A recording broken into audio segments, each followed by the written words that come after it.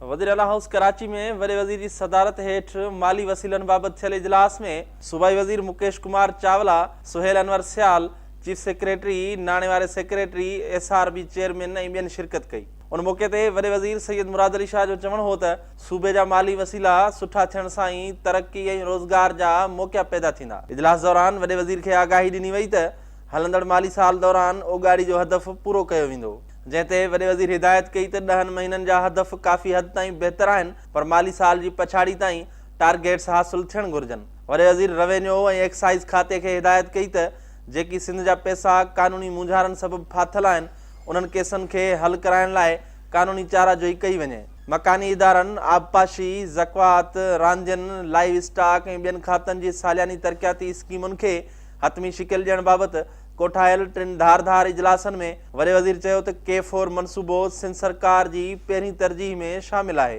उन करे मनसूबे खे मुकमल करण लाइ पूरी रक़म रखी वेंदी। कराची में जारी रिथाउनि बाबति वॾे वज़ीर खे ब्रीफिंग ॾींदे ॿुधायो वियो त रिग रोड अंडरपास जो कमु ईद खां अॻु मुकमिल थी वेंदो ऐं मंज़िल पंप फ्लाई ओवर जून जे आख़िर में मुकमिल कयो वेंदो। वॾे वज़ीर खे ॿुधायो वियो त हसन स्क्वायर खां नीपा ताईं रोड तक़रीबन मुकमिल आहे। उन रोड जे यूटर्न्स ते कमु थी रहियो आहे। यूनिवर्सिटी खां सफूरा ॾांहुं वेंदड़ ट्रैक तक़रीबन मुकमिल ऐं ईंदड़ रोड ते कमु जारी आहे, जेको अगस्त ताईं मुकमिल थी वेंदो। वॾे वज़ीर खे ॿुधायो वियो त हब रिवर ऐं मदीनतुल हिकमत रोड 10 जून ताईं मुकमिल थी वेंदो। शारा फैसल जून जे 3 हफ़्ते मुकमिल थी वेंदो।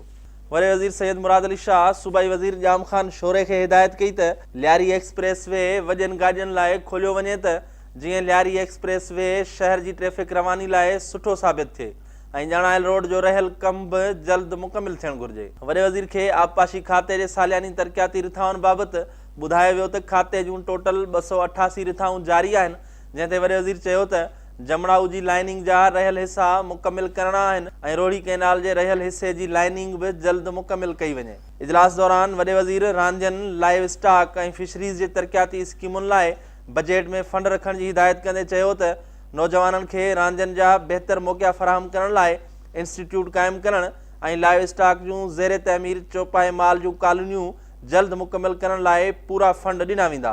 Shabbir Lashari, Sindh TV news, Karachi.